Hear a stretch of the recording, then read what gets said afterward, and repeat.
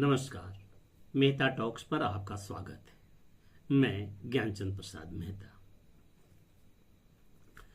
राष्ट्रीय स्वयंसेवक संघ एक बार फिर से देश में चर्चा में आ गया है। जैसा हमारे श्रोताओं को जानकारी होगी कि राष्ट्रीय स्वयंसेवक संघ देश का क्या दुनिया का सबसे पुराना और सबसे बड़ा संगठन है, ऐसा बीबीसी ने भी कई बार उल्लेख करके बताया है लोगों को।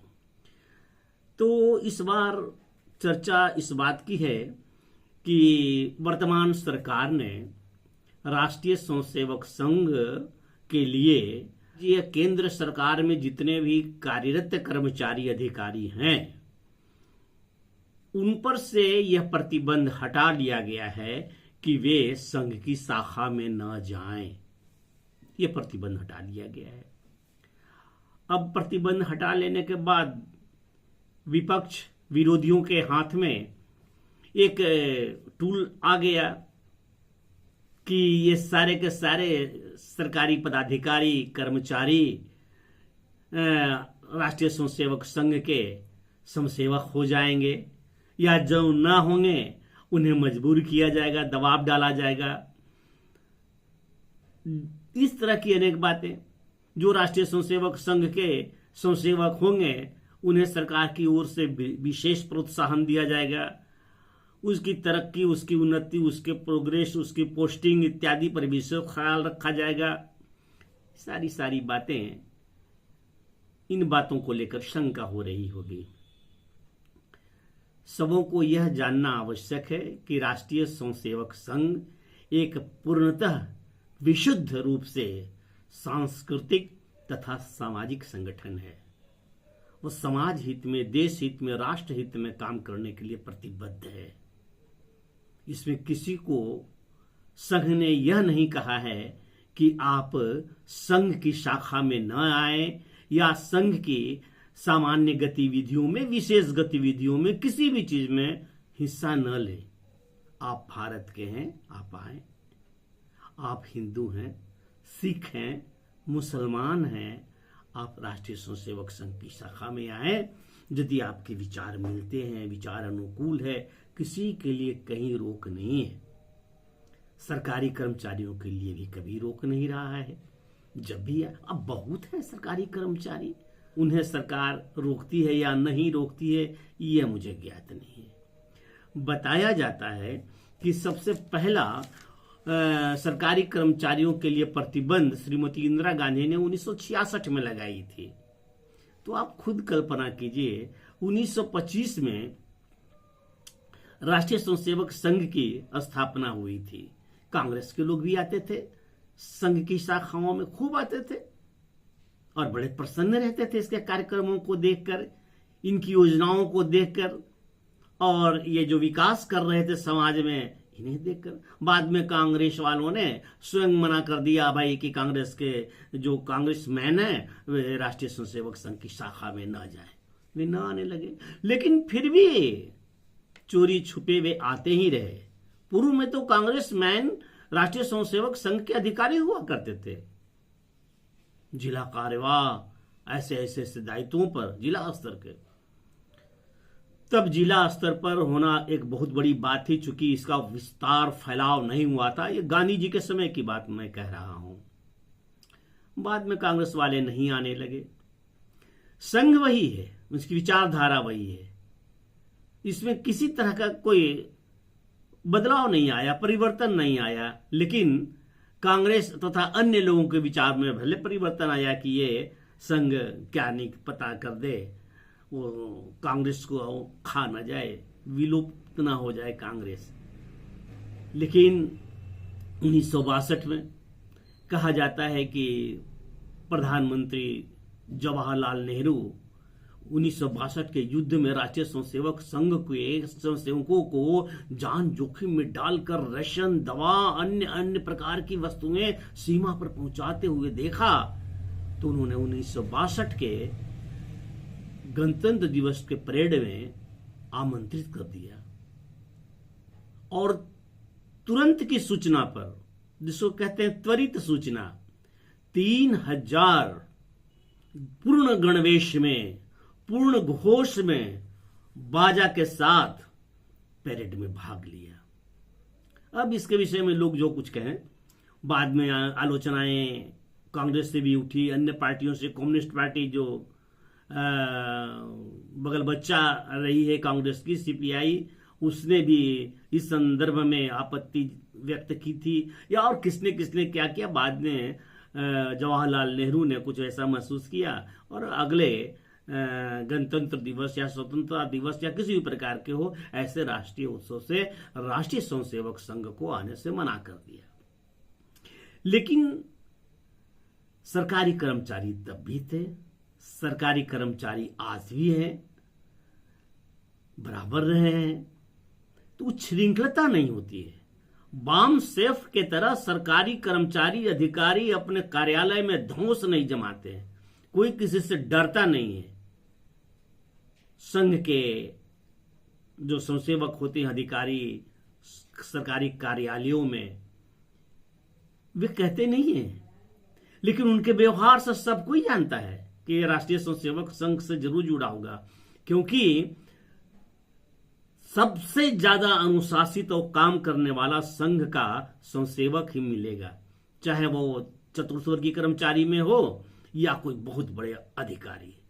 समय से आना, समय से जाना, बीच में उठ करके अपने काम के लिए बाजार नहीं जाना, जैसा सब करते हैं वामपंथी विचारधारा के कर्मचारी।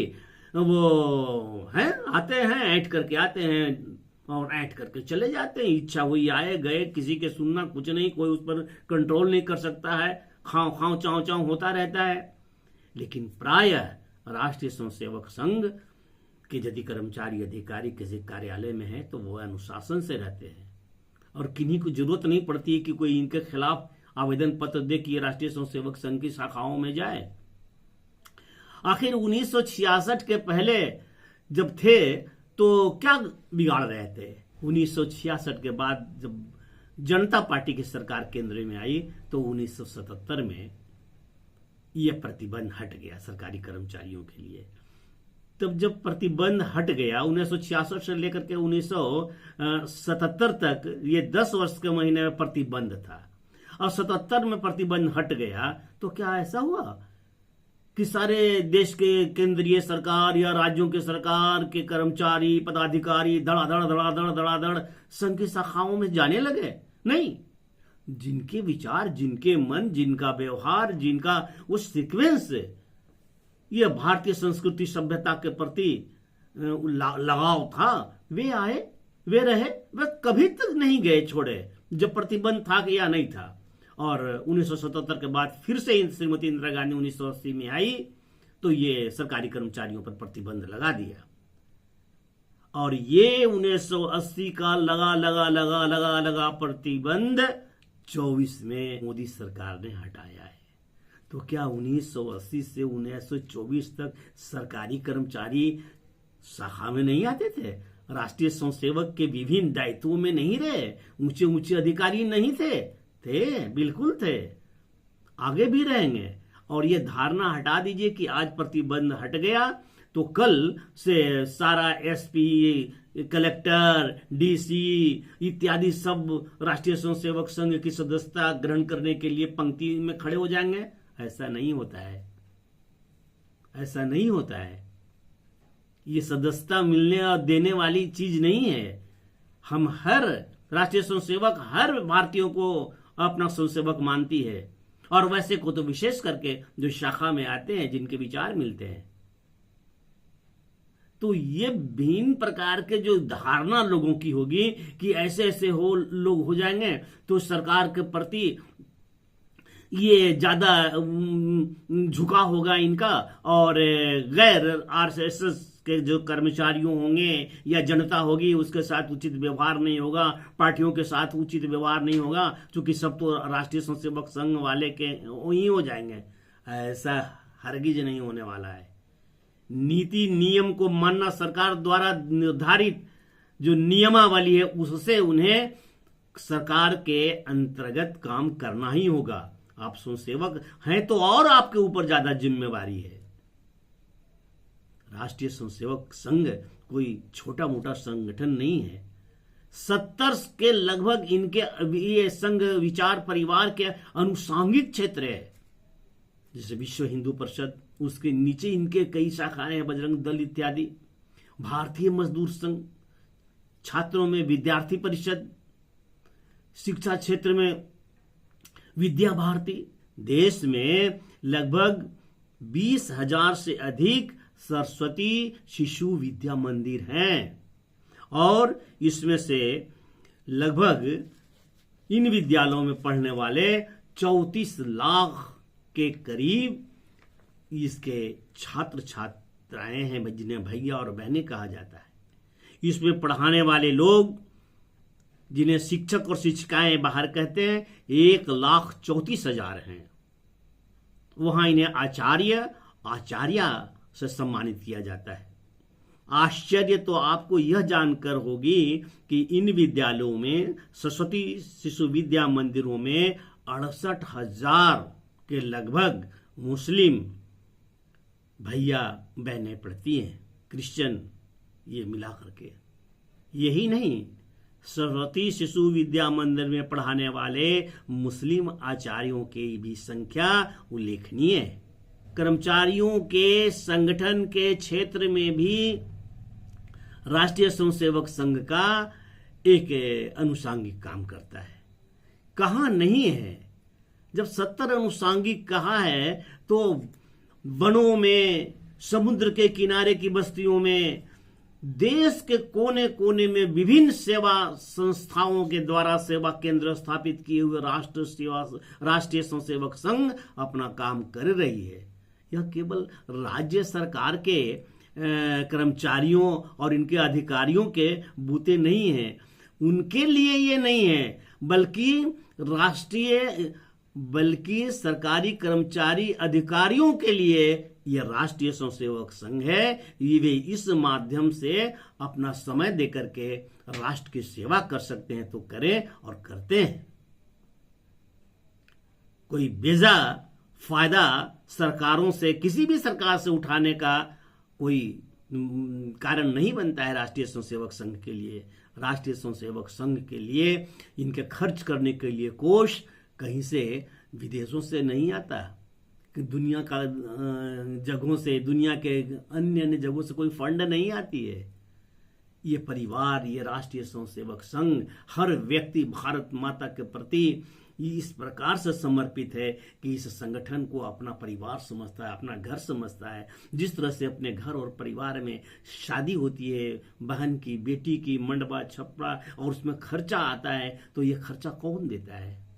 इस खर्चे के लिए क्या दूसरे गांव से चंदा मांगा जाता है, या एक परिवार अपने घर से बाहर निकल कर टोला मोहल्ला के लिए चंदा मांगता है? नहीं मांगता है। घर में ही जो कमाने वाले छोटे भैया, बड़े भैया, चाचा, पिता, ये सब मिल करके उस समारोह का, विवाह का खर्च देखते हैं। इसी प्रकार से राष्ट्रीय स्वयंसेवक संघ के जितने भी स्वयंसेवक है, वे अपने खर्च से वर्ष में एक बार गुरु पूजन के समय, आषाढ़ पूर्णिमा के दिन अभी गुजरा व्यास पूर्णिमा, वो गुरु के नाम, गुरु की पूजा करते हुए, और भगवा ध्वज जिनको इन्होंने गुरु माना है, उनके चरणों पे अपने कमाई का 5%, 10% तो देना ही चाहिए कम से कम। लेकिन जो बन सके, रुपया 2 रुपया से लेकर के ऊपर तक, और वो बंद लिफाफे में अर्पित करते हैं। और यहाँ दान देने का यह है कि बायां हाथ को भी पता नहीं चलता है कि कितना दिया गया, देने वाले को अहंकार नहीं, थोड़ा भी नहीं, बहुत ही विनम्रता से,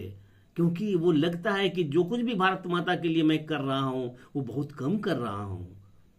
इस स्थिति के स्वयंसेवक होते हैं, वे क्या करेंगे? सरकारी कर्मचारी और बड़े बड़े अधिकारी और एसपी, कलेक्टर होकर के दुर्भाव किसी दूसरे से, मानवता उन पर तारी होती है, और राष्ट्रीय स्वयंसेवक संघ का विचार लेकर के वो एक विकासोन्मुख देश को, राष्ट्र को बनाने के लिए हमेशा अपने जो सरकारी दायित्व है, पद है, उस पर तत्पर रहेंगे। ऐसी यहाँ प्रशिक्षण दी जाती है, ऐसे वर्कशॉप होते हैं कि हमें सबके लिए, समग्र समाज के लिए, यह तो किसी ने मानना ही नहीं चाहिए कि हां धर्म और जाति पर कोई भेदभाव है। बस ऊपर से आए देखे, संघ में आकर के इसे देखने की आवश्यकता है, समझने की जरूरत है। बहुत लोग संघ से भागे रहते हैं। मैं खुद राष्ट्रीय स्वयंसेवक संघ में रहा और कर्मचारी भी रहा, तो ऐसा थोड़ी है कि मैंने संगठन की बात को, संगठन के वो चर्चा जाकर के कभी अपने कार्यालय में किया कि आप लोग भी संगठन में आइए। नहीं, मेरे व्यवहार से, मेरे वार्तालाप से, मेरे आने से जाने से, अधिक समय सरकार के काम में देने से, वहां की व्यवस्था को सुधारने से यह समझ आचरण में झलक आया कि ये बंदा हो ना हो, राष्ट्रीय स्वयंसेवक संघ क्या है। हमारे विरोधी भी रहे होंगे कर्मचारी, तो नहीं बोलते तो नहीं बोलने, लेकिन हमारे जैसे अनेक कभी भी कार्यालयों में ये इस बात का वो भाव को अभिव्यक्त नहीं होने देते हैं कि वो राष्ट्रीय स्वयंसेवक संघ के हैं, इसलिए औरों से अलग हैं। औरों से अलग हैं तो सिर्फ ये कि वो ज्यादा काम करते हैं, ज्यादा अनुशासन में रहते हैं, उदंड नहीं रहते हैं, सरकार के नियमावली को पालन करते हैं। सरकार चाहे इंदिरा गांधी की हो, चाहे डॉक्टर जगन्नाथ मिश्रा का रहा हो, चाहे लालू प्रसाद यादव जी का रहा हो, हमने सबने काम किया है और बराबर काम किया है। चुनाव के समय मैं आपको ईमानदारी से बताता हूं, शुरू से मैं प्रिजाइडिंग ऑफिसर रहा और मेरे साथ 4-5 कर्मचारी हुआ करते थे। भूल करके भी कभी यह नहीं जानने दिया अपने कर्मचारियों को कि मैं राष्ट्रीय स्वयंसेवक संघ के हूं, और अपने पास के कर्मचारियों को मैं पहचान जाता था कि इनकी कैसी विचारधारा है। मैं एक चुनाव का उल्लेख करता हूं, प्रिजाइडिंग ऑफिसर था और जिस दिन मतदान सामग्री वितरित की जा रही थी, वहां पर पोलिंग अफसर 1 एक स्थानीय उच्च विद्यालय के शिक्षक थे। वो बहुत विलंब से आए तो आने पर उनका स्वागत किया, बहुत ही अच्छा, रेशम का कुर्ता, चकाचक धोती, बिल्कुल प्रेस किया हुआ, और ऊपर से रेशमी बंडी और तिलक लगाए। उस दिन सरस्वती पूजा भी था, जिस दिन मतदान सामग्री वितरित हो रही थी।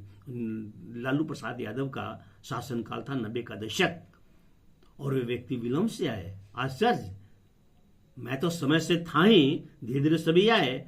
जो सामान उपान वितरण हो रहा था उसका वर्गीकृत कर रहे थे और एक जो चेकलिस्ट मिलता है उससे सामानों को मिला रहे थे। अचानक आकाश में, आसमान में हेलीकॉप्टर गड़गड़ाया, दर दर दर दर दर दर दर दर दर दर। सबसे पहले वह व्यक्ति जो बुजुर्गवान भी थे उठ खड़े हुए और हमसे बोले, सर जा रहे हैं। कहाँ जा रहे हैं भाई? हेलीकॉप्टर आ गया, लालू यादव आए हैं, भाषण सुनने जा रहे हैं। और वो बता करके सबको स्पष्ट कर दिए कि आरजेडी के ये न केवल पक्षधर है कि सरकार के दिए हुए काम को छोड़ करके, और वे तुरंत का तुरंत यह भागे कि वह भागे।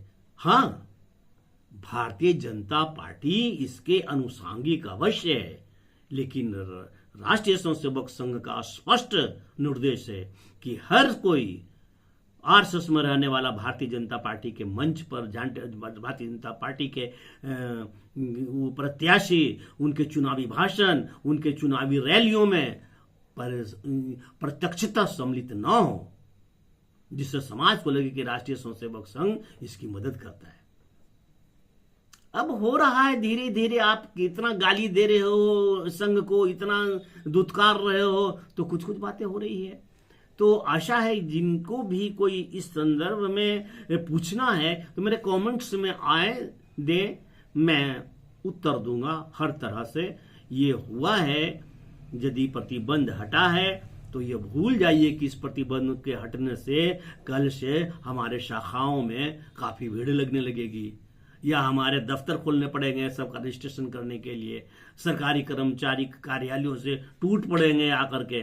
तब भी सरकारी कर्मचारी थे, आज भी सरकारी कर्मचारी रहेंगे, मर्यादा में तब भी थे, मर्यादा में अब भी रहेंगे। आशा है ये मेरी बात आपको पसंद आई होगी, तो कृपया लाइक करेंगे और वीडियो को सब्सक्राइब कर लें, बेल आइकन दबा दें ताकि जब भी मेरा कोई वीडियो जाए तो आपको नोटिफिकेशन मिल जाए। और नोटिफिकेशन जैसे मिले वीडियो को खोल कर देख लिए, पूरा वीडियो खोल करके अवश्य देखिए। नमस्कार, धन्यवाद।